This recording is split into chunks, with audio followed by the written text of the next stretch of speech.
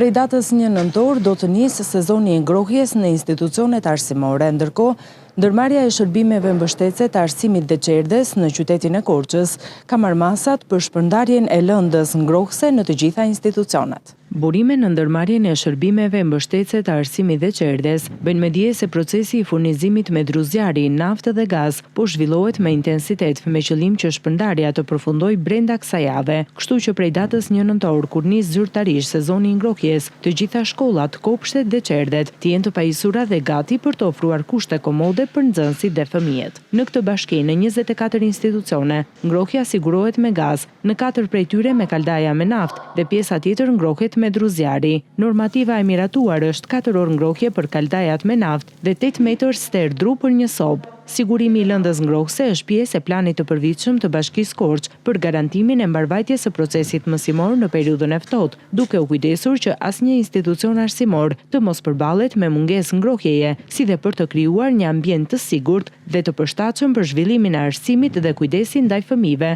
në çdo institucion.